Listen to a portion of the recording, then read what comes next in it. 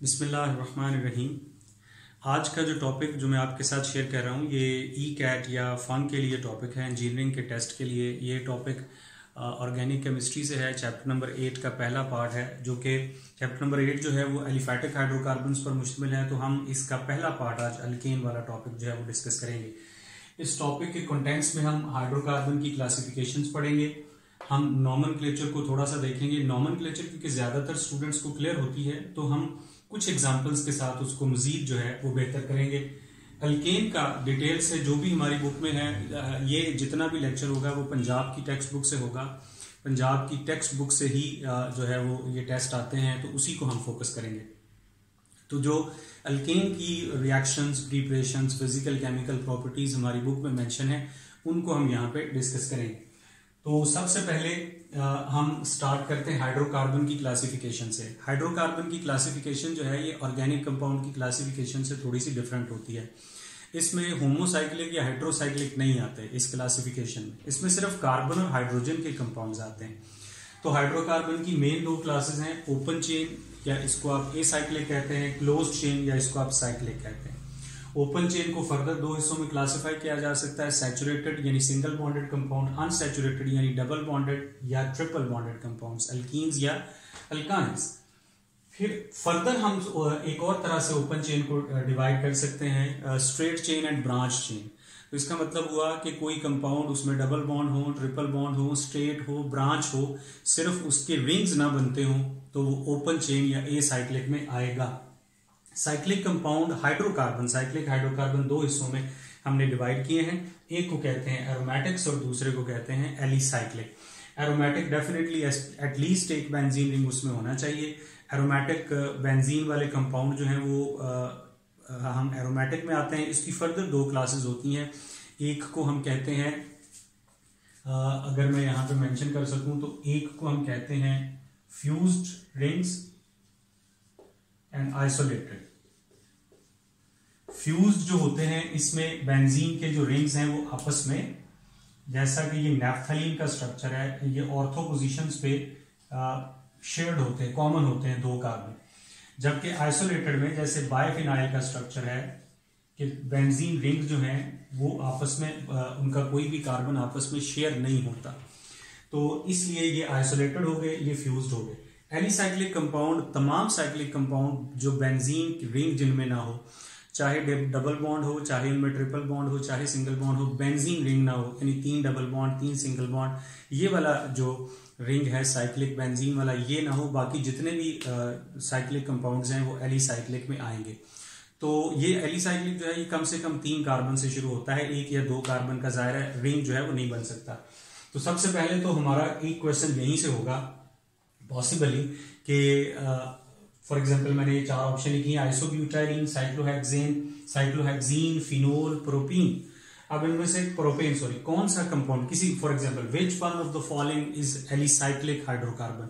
अब इसमें हमें देखना है कि रिंग की फॉर्म में आइसोब्यूटाइलीन रिंग की फॉर्म में नहीं है, आइसोब्यूटाइलीन नॉमेनक्लेचर आपको आनी चाहिए। साइक्लोहेक्सीन ये कंपाउंड रिंग की फॉर्म में है, 6 कार्बन है, 1 डबल बॉन्ड है।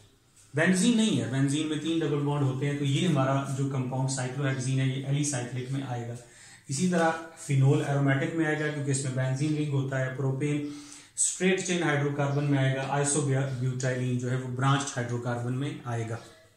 तो पहला हमारा काम है इसकी क्लासिफिकेशन, और क्लासिफिकेशन के जरिए आइडेंटिफाई करना कि कौन कौन से कंपाउंड्स जो हैं वो हाइड्रोकार्बन्स में आ सकते हैं। अच्छा, इसके बाद हमारा इस लेक्चर का दूसरा जो टॉपिक है वो नॉमेनक्लेचर है। लेकिन नॉमेनक्लेचर क्योंकि ज्यादातर स्टूडेंट्स को क्लियर होती है तो इस लेक्चर के एंड पे मैं आपको नॉमेनक्लेचर एग्जांपल्स के जरिए जो इसके क्वेश्चंस पॉसिबली होंगे वो वाजे कर दूंगा। अभी हमने ये करना है कि हम अल्केन्स की तरफ चलते हैं और अल्केन्स को डिस्कस करते हैं। तो अल्केन्स में जैसे सबसे पहले मैंने लिखा, मुझे आपको इसका थोड़ा सा इंट्रोडक्शन बताना है। इस इंट्रोडक्शन में मैं आपको इसकी फिजिकल प्रॉपर्टीज भी बता दूंगा, तो ये आपने ज़हन में रखनी है, आपको प्रॉबेबली आती होंगी। अल्केन जो है, अल्केन्स आर सैचुरेटेड हाइड्रोकार्बन्स, हमें पता है। अल्केन जो है दे आर ऑल्सो कॉल्ड पैराफीन्स, और हमें पता है कि ये पैराफीन्स क्यों होते हैं, due to their less reactivity ये भी इनमें प्रॉपर्टी होती है। अल्केन जो होते हैं उनकी जो ज्योमेट्री है वो टेट्राहेड्रल होती है। टेट्राहेड्रल ज्योमेट्री होने की वजह से इनमें जो बॉन्ड एंगल होता है वो 109.28 डिग्री का होता है, 109 डिग्री 0.28 मिनट्स। ये इसका बॉन्ड एंगल होता है। 109.5 भी आप लिख सकते हैं।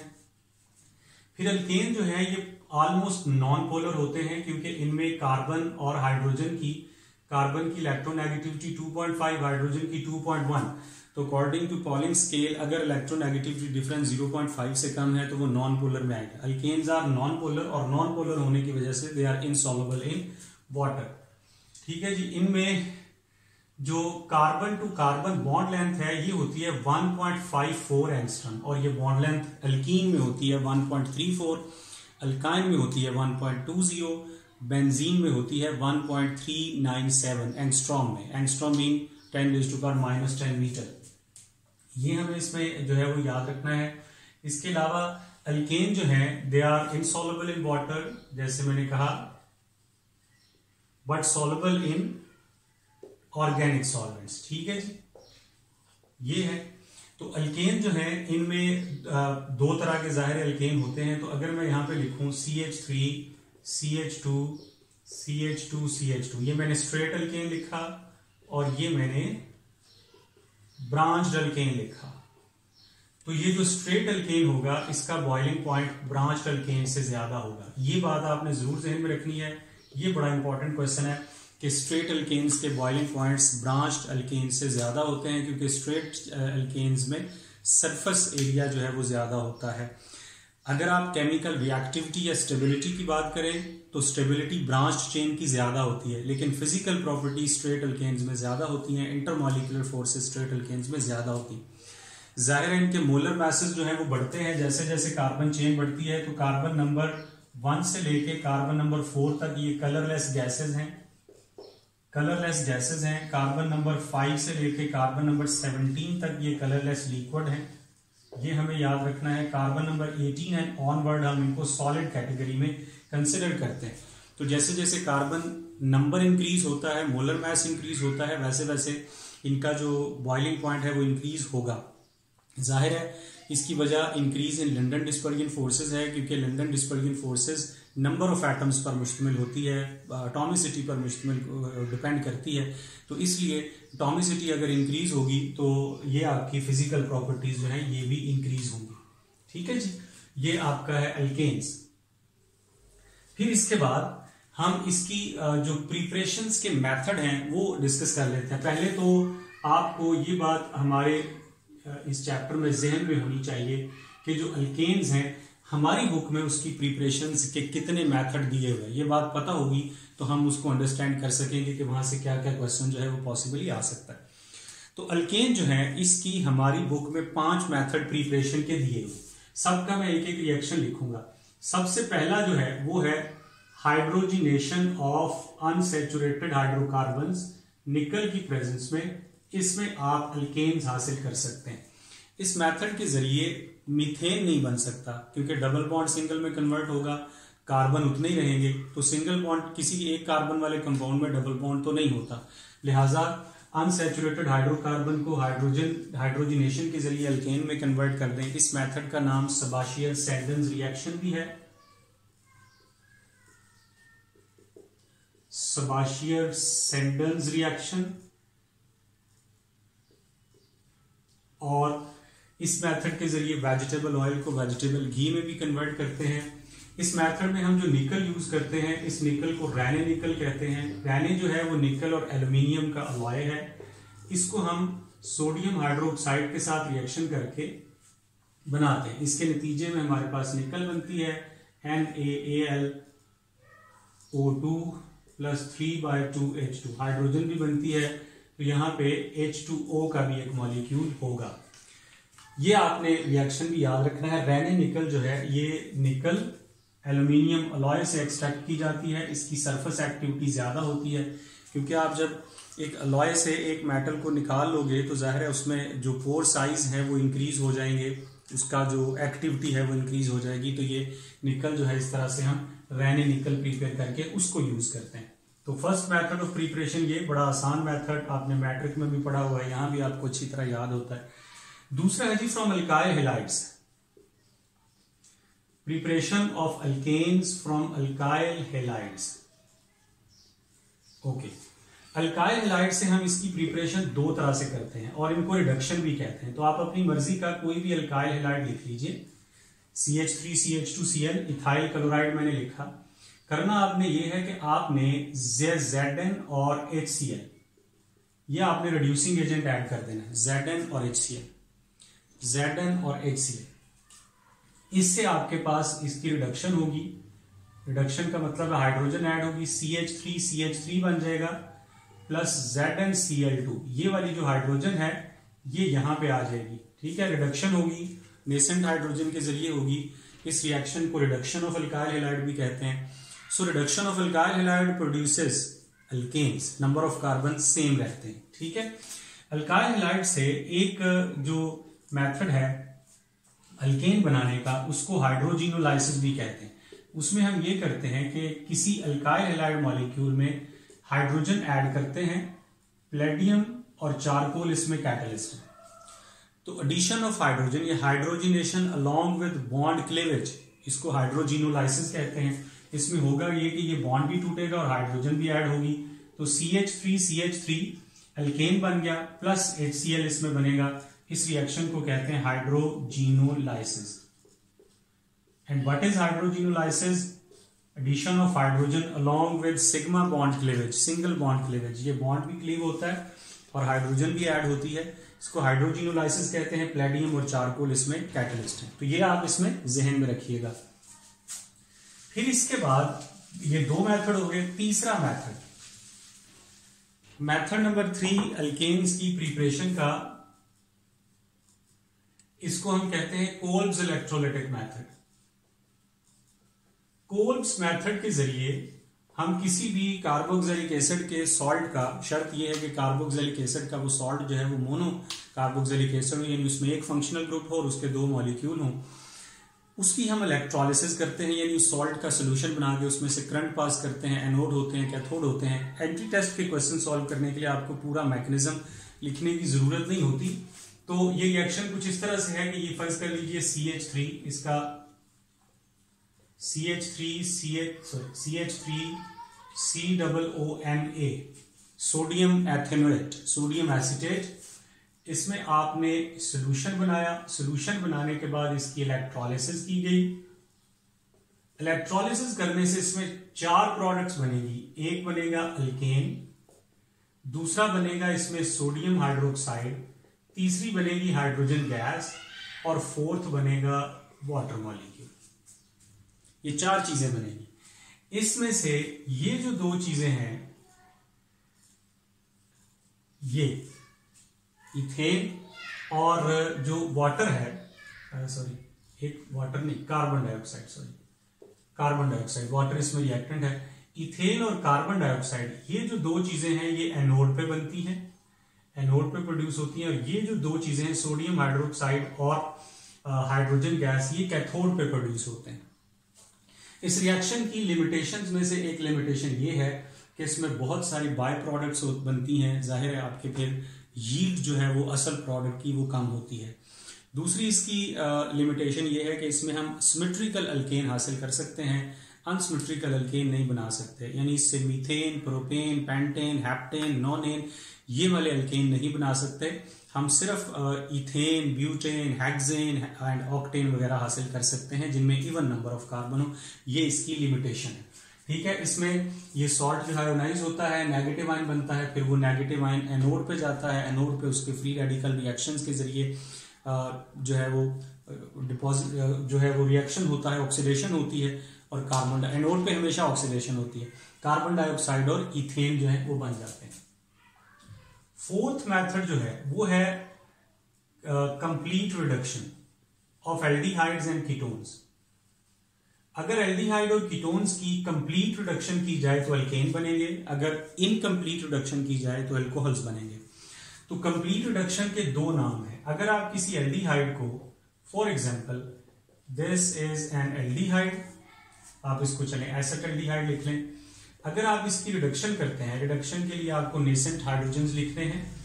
तो अगर कैटलिस्ट ये हो, ये जरा देखिए, जिंक अमलगम यानी जिंक और मरकरी का अलॉय और HCl, जिंक अमलगम और HCl, अगर ये वाली कंडीशंस हो तो एक तो ये आपकी प्रोडक्ट जो है वो अल्केन बनेगी, एक बात जाहिर है, ठीक है। दूसरी जो है वो वाटर बनेगा।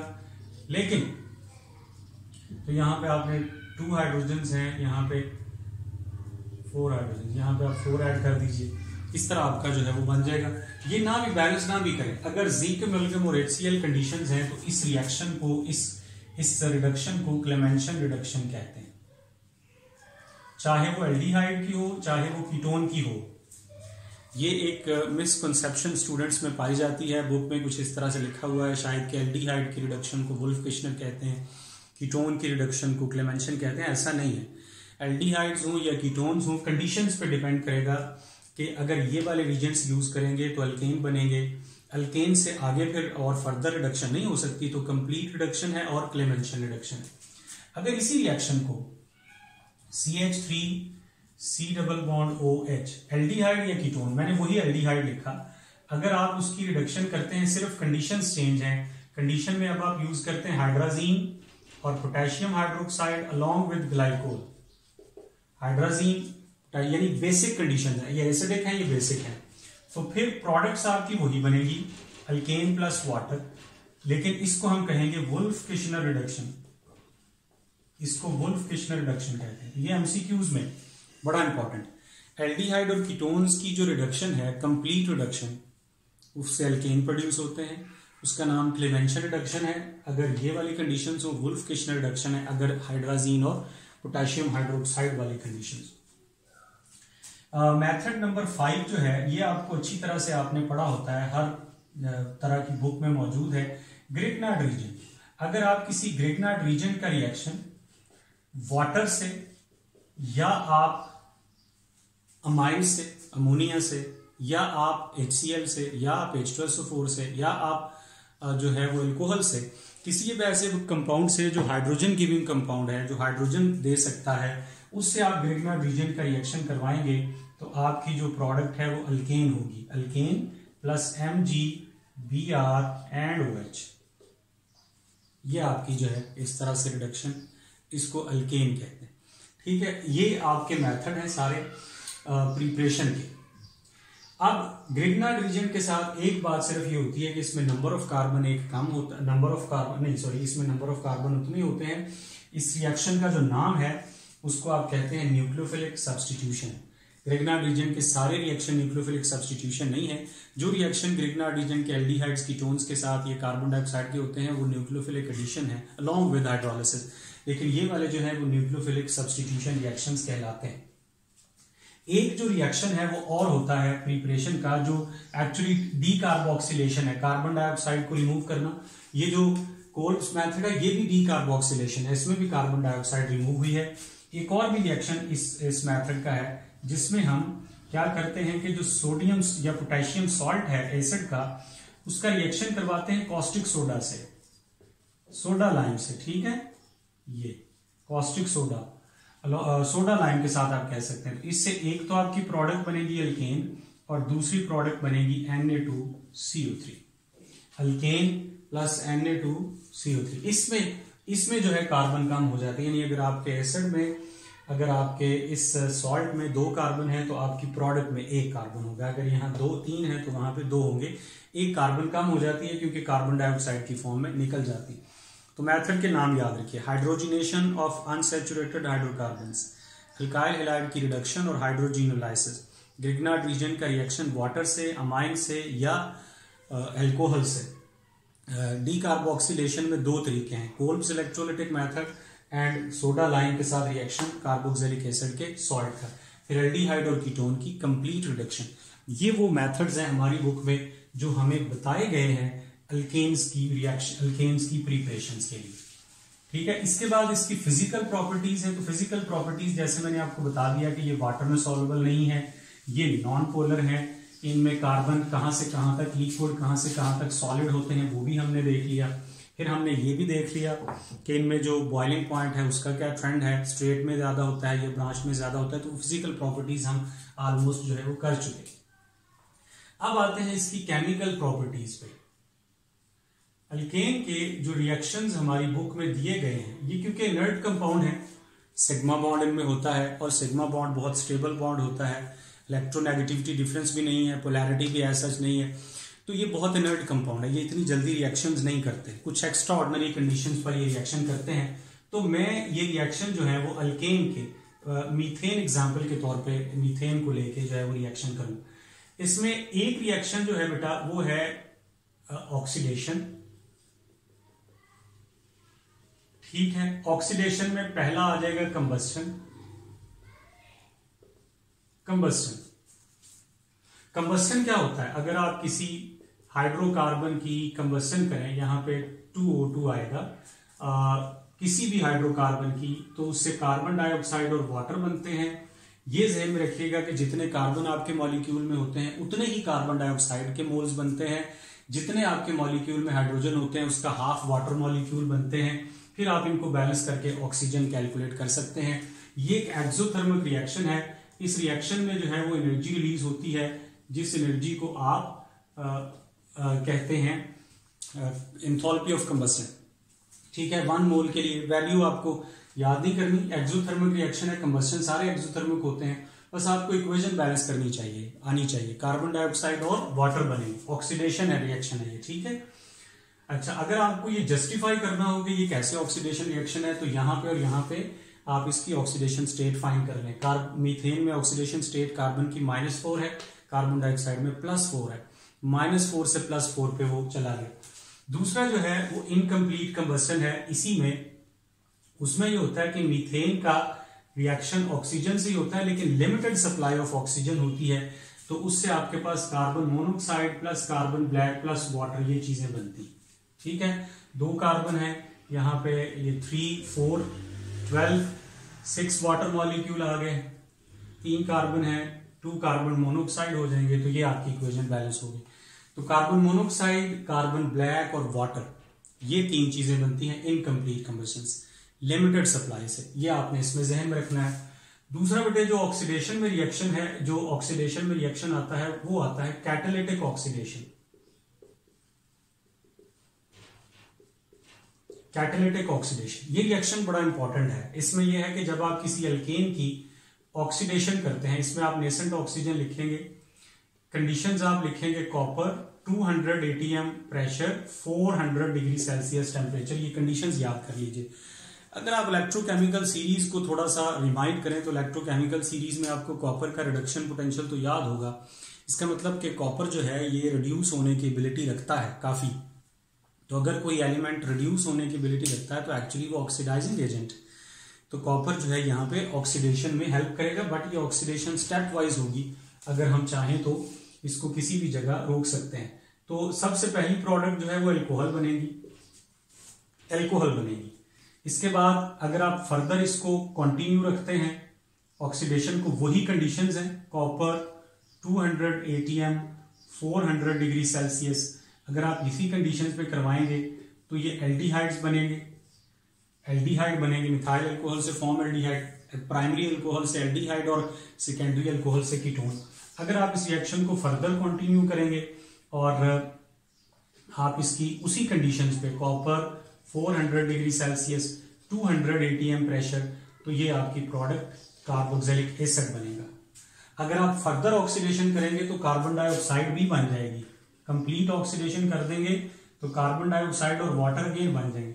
लेकिन ये जो मेथड है यूजुअली कैटालिटिक ऑक्सीडेशन वाला, ये हम ज्यादातर जो इंडस्ट्री में अप्लाई करते हैं वो हायर फैटी एसिड्स के लिए करते हैं। फैटी एसिड्स क्या होते हैं, जाहिर है जिनसे फैट या ऑयल्स बनते हैं। फैटी एसिड्स हर उस ऑर्गेनिक एसिड को कहेंगे जिसमें जो मोनो कार्बोक्सिलिक एसिड रखता हो, यानी वो फंक्शनल ग्रुप उसमें एक हो और उसकी जो अल्काइल चेन है वो एलिफैटिक ओपन चेन हो, एरोमेटिक ना हो और उसमें एक से ज्यादा फंक्शनल ग्रुप ना हो, तो वो एलिफैटिक कहलाता है, फैटी एसिड कहलाता है। तो ये formic acid itself fatty acid आएगा। तो हाई फैटी एसिड बनाने के लिए यूज करते हैं। इसमें ऑक्सीडेशन स्टेट कार्बन की -4, यहाँ पे -2, यहाँ पे 0, यहाँ पे +2 और फिर +4, ये आपने चेंज आता है। अगर आप मीथेन से स्टार्ट करें, मीथेन से मिथाइल अल्कोहल बनाए, फॉर्मल्डिहाइड बनाए या एसिड बनाए, किसी को भी बनाए, तो ये टोटल सिंथेसिस कहलाएगा। लेकिन अगर आप इंटरमीडिएट से स्टार्ट करके, for example conversion of methyl alcohol into carboxylic acid is called partial synthesis. Intermediate से अगर आप स्टार्ट करें, एक तो ये बात। फिर इसके बाद बेटे इसमें अगर कहा जाए कि आपने बहुत ज्यादा ऑक्सीडेशन कर दी, एक्सेस ऑक्सीडेशन कर दी, तो फिर आपकी फाइनल प्रोडक्ट ये बनाएंगे, ये बताएंगे या ये बताएंगे। लेकिन अगर आपको कहा जाए कि एक स्टेप ऑक्सीडेशन से मीथेन से क्या बनता है, तो वो मिथाइल अल्कोहल होगा। मिथाइल अल्कोहल से क्या बनता है, वो फॉर्मल्डिहाइड होगा। ये ऑक्सीडेशन रिएक्शन है इसका, मीथेन का। दूसरा इसका जो रिएक्शन है जो हमारी बुक में दिया हुआ है, वो है नाइट्रेशन। नाइट्रेशन जिस तरह बेंजीन की होती है उसी तरह अल्केन्स की भी होती है। नाइट्रिक एसिड बहुत जो है वो ऑक्सीडाइजिंग एजेंट है, बहुत स्ट्रॉन्ग किस्म का।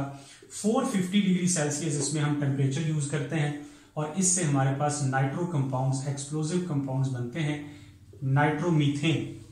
ठीक है, अगर इथेन होगा तो इथेन बनेगा, नाइट्रोमीथेन प्लस वाटर। ये रिएक्शन एक जहन में रखिएगा कि नाइट्रिक एसिड से जो है वो नाइट्रेशन की जाती है।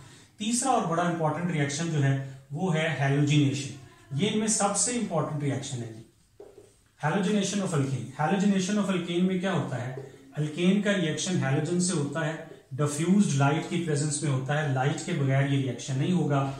इसमें अल्काइल हैलाइड बनते हैं और HCl बनता है।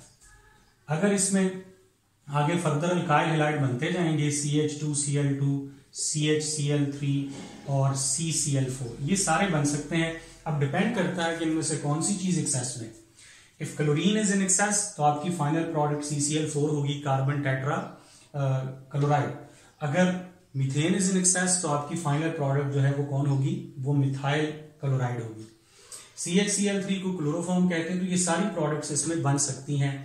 अल्काइल हैलाइड बनाने का ये मेथड इतना यूज इसलिए नहीं होता अल्काइल हैलाइड की प्रिपरेशन में, क्योंकि इसमें ये सारी जो प्रोडक्ट्स हैं ये यानी इम्प्योरिटी बहुत ज्यादा होती है, मिक्सचर ऑफ प्रोडक्ट बनता है। फिर हम इनको सेपरेट भी नहीं कर सकते, डिस्टिलेशन भी इनकी मुश्किल है due to almost same boiling point आप कह सकते हैं। तो ये आपका हैलोजिनेशन। अब हैलोजिनेशन में एक तो आपको ये जो हैलोजेंस का रिएक्टिविटी ऑर्डर है, फ्लोरीन, क्लोरीन, ब्रोमीन और आयोडीन, हमेशा यही होता है सबके साथ। ये रिएक्टिविटी ऑर्डर है, बहुत फास्ट रिएक्शन होता है, इसलिए यूजुअली नहीं करते, रेट ऑफ रिएक्शन स्टडी नहीं कर सकते। बहुत स्लो रिएक्शन होता है, स्लो एंड रिवर्सिबल। अल्केन के साथ अगर आप आयोडीन का रिएक्शन करवाएंगे तो ये स्लो भी होगा, रिवर्सिबल भी होगा, इसलिए हम इसको भी नहीं पढ़ते। तो ये ज्यादातर आप देखें कि जब हम ऑर्गेनिक कंपाउंड्स में हैलोजेंस का जिक्र कर रहे होते हैं तो यूजुअली वो क्लोरीन या ब्रोमीन होती है, लेकिन आप किसी भी हैलोजन को इस्तेमाल कर सकते हैं। तो मैं यहां पे फ्री रेडिकल मैकेनिज्म जो है वो लिखूंगा। इसका आपको पता है कि मैकेनिज्म 3 स्टेप पर मुश्तमिल होता है, हाफ एरो से शो किया जाता है। सबसे पहला स्टेप इसमें होता है इनिशिएशन। इनिशिएशन में क्या होता है कि क्लोरीन का जो मॉलिक्यूल है उसको सनलाइट जो है वो ब्रेक करती है 2 हिस्सों में, chloride free radical plus chloride free radical, और इससे जो बॉन्ड टूटता है इसको कहते हैं होमोलिटिक फिजन। होमोलिटिक फिजन में फ्री रेडिकल्स प्रोड्यूस होते हैं, हाईली रिएक्टिव स्पीशीज होती हैं। फिर ये एक चेन रिएक्शन स्टार्ट हो जाता है। फ्री रेडिकल्स इलेक्ट्रोफाइल होते हैं, शॉर्ट लाइव्ड होते हैं, बहुत ज्यादा रिएक्टिव होते हैं। दूसरा जो फिर रिएक्शन है कि आपका जो मीथेन का मॉलिक्यूल है उसके साथ फ्री रेडिकल रिएक्शन करता है, उसमें से एक इलेक्ट्रॉन निकाल के खुद उसके साथ अटैच हो जाता है और एक हाइड्रोजन को निकाल के उसके साथ अटैच हो जाता है और फ्री रेडिकल प्रोड्यूस कर देता है मिथाइल पे। एक इलेक्ट्रॉन उसको चाहिए था, एक ही उसने निकाला। ये जो रिएक्शन है, फिर इसके बाद क्या होता है कि आपका जो मिथाइल रेडिकल है, जो क्लोरीन ने उसके साथ किया वही ये क्लोरीन के साथ करेगा, यानी क्लोरीन को बिल्कुल इसी तरह तोड़ देगा और क्लोरीन को फ्री रेडिकल बना देगा। ये दोनों स्टेप जो है ये कहलाते हैं प्रोपेगेशन।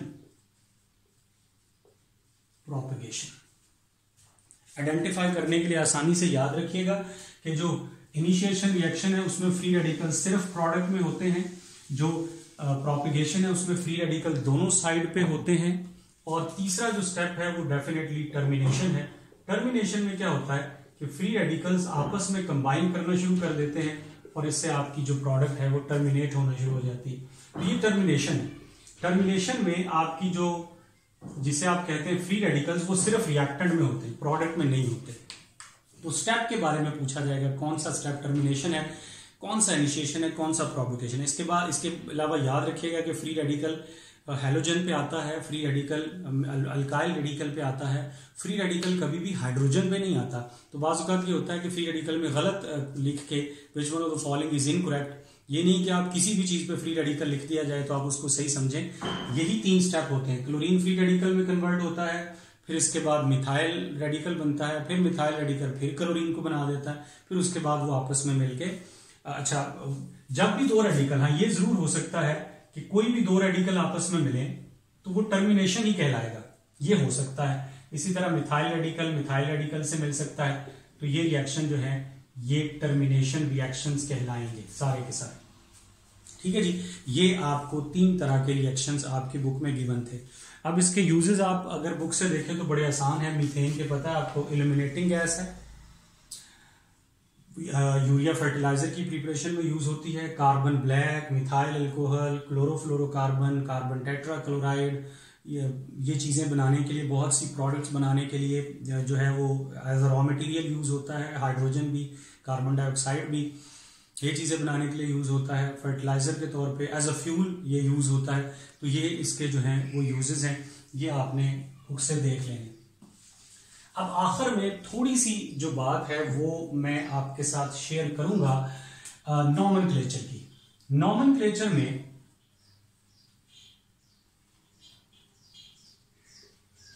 जी, नॉमेनक्लेचर में जो आपके अल्केन, एल्कीन और एल्काइन है, जाहिर है मैं एक कंपाउंड तो आपका जो है वो पहले अल्केन लिखूंगा, ठीक है। अगर आपका स्ट्रक्चर ओपन नहीं हो तो आप उसको ओपन करेंगे। फॉर एग्जांपल ये देख लीजिए, इस तरह मैं लिख देता हूं CH C2H5 CH2 CH3 twice. पहले तो आप इसको ओपन करके लिखेंगे, आप इसका जो है वो स्ट्रक्चरल फॉर्मूला जो है वो लिखेंगे। तो यहां पे आप लिखेंगे C2H5 को ऐसे, फिर आप CH2, फिर आप CH, फिर इसके साथ 2 मिथाइल ग्रुप्स। अगर आप डायरेक्ट लिखना शुरू कर देंगे ना तो प्रोबेबली गलती करेंगे। ये याद रखिएगा कि CH3 कभी भी, चाहे वो सेक्टर में भी लिख दिया जाए ब्रैकेट डाल के, CH3 चेन का हिस्सा नहीं होता। CH3 जहां पे आता है वहां पे चेन एंड हो जाती। तो CH3 अगर 2 है, किधर लगाएं या चेन को एंड करें, ओपन। फिर इसके बाद आप नाम लिखें। अगर आप डायरेक्ट नाम लिखते तो आप देखते कि आप इसको इथाइल कह देते, आप कहते 2 ethyl 4 methyl something like that. लेकिन जब आपने ओपन किया तो सबसे पहला रूल क्या है, select the longest continuous chain of carbon atom. IUPAC का रूल, मेन रूल ये है कि आपकी जो पेरेंट चेन होगी उसमें सबसे ज्यादा कार्बन होंगे, उसके साथ सबसे ज्यादा सब्सटीट्यूएंट्स होंगे, जो कि आपने रूल्स में पढ़ा। इसके बाद बेटे आप नंबरिंग करते हैं, starting from that end which is nearer to substituent. उसके बाद आप सबसे पहले सब्सटीट्यूएंट का नाम लिखते हैं। तो किस किस पोजीशन पे है, 2 और 4 पे। सब्सटीट्यूएंट्स का जब आप 2 सेम सब्सटीट्यूएंट्स हो तो 2 डिजिट लिखते हैं with comma then hyphen.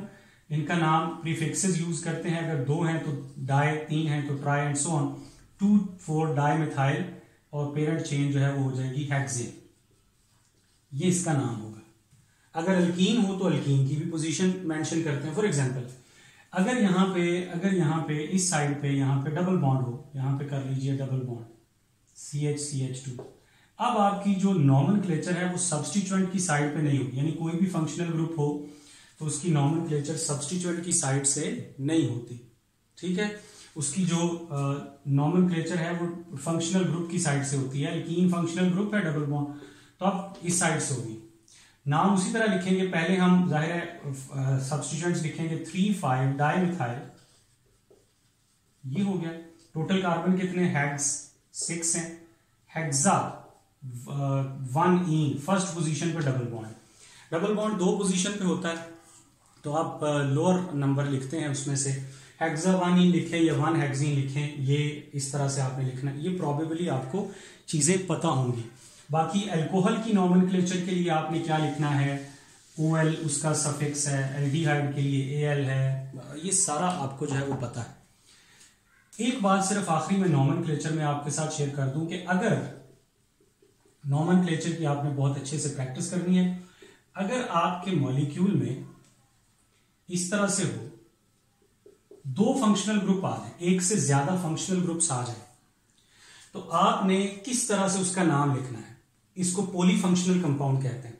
Polyfunctional compound में आपने ये करना होता है कि आपने फंक्शनल ग्रुप का प्रायोरिटी लिस्ट याद करनी होती है, देखनी होती है। उसके मुताबिक प्रायोरिटी लिस्ट में जो पहले आता है उसको नंबर 1 देना होता है।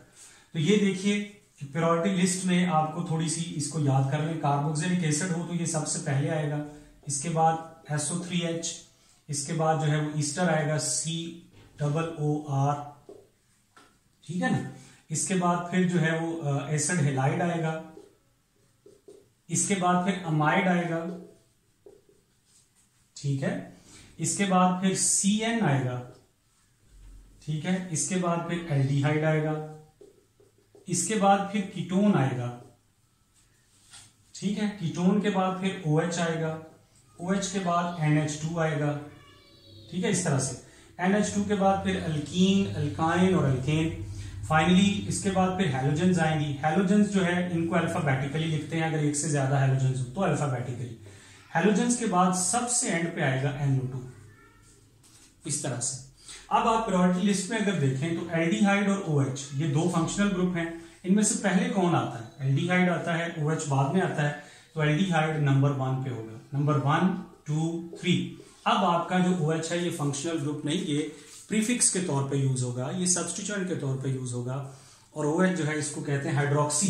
तो बेटे इस कंपाउंड का नाम हो जाएगा 3-हाइड्रोक्सी, 3-हाइड्रोक्सी, हाइड्रोक्सल नहीं, 3-हाइड्रोक्सी। कितने कार्बन है? 4 ब्यूटेनल। एल्डिहाइड हमेशा फर्स्ट पे होता है। 3-हाइड्रोक्सी ब्यूटेनल इसका नाम हो जाएगा। एक आखिरी नाम नॉमेनक्लेचर में मैं आपके साथ शेयर करूं, ठीक है। बाकी इसकी मजीद प्रैक्टिस साथ साथ लेक्चर्स में होती रहेगी। CH3 COOH, sorry CH2 C+H। अब इसमें दो फंक्शनल ग्रुप हैं। ये याद रखिए कि फंक्शनल ग्रुप वाली कार्बन आपने निगलेक्ट नहीं करनी, उसको सिलेक्ट जरूर करना है। तो टोटल कार्बन तो 4 है, लेकिन फंक्शनल ग्रुप 2 है। कौन सा प्रायोरिटी लिस्ट में पहले आता है? एसिड, ठीक है। तो एसिड नंबर 1 पे होगा 2 3 4। अब सबसे पहले इसका नाम लिखेंगे, 2-मिथाइल हो जाएगा, ठीक। इसके बाद आप ये, क्योंकि अब फंक्शनल ग्रुप नहीं रहा, ये अब सब्स्टिट्यूएंट है, ये अब मतलब फंक्शनल ग्रुप तो है लेकिन ये अब मेन फंक्शनल ग्रुप नहीं है, तो ये प्रीफिक्स के तौर पे यूज होगा। तो इसको हम लिखेंगे 4। एल्डिहाइड का जब ये सब्स्टिट्यूएंट के तौर पर है तो उसको फॉर्माइल कहते हैं, 4-फॉर्माइल। और फिर आप टोटल कार्बन है ब्यूटेनोइक एसिड, ब्यूटेनोइक एसिड। ये साथ साथ आप आगे चैप्टर पढ़ेंगे तो ये चीजें क्लियर होती जाएंगी। सिर्फ एक बात नॉमेनक्लेचर बाकी आपको क्लियर होती है, ये प्रायोरिटी लिस्ट याद कर लीजिए बस, बाकी नॉमेनक्लेचर यूजुअली आप लोगों को पता होती है। तो ये जो लेक्चर है, अगर ये चीजें आपने आप इन थोड़ी सी चीजों पे आप थोड़े टाइम के साथ अगर आप अबूर हासिल कर लें तो इन चीजों से आने वाले तमाम क्वेश्चन आप एंट्री टेस्ट के क्वेश्चन सॉल्व कर सकते हैं।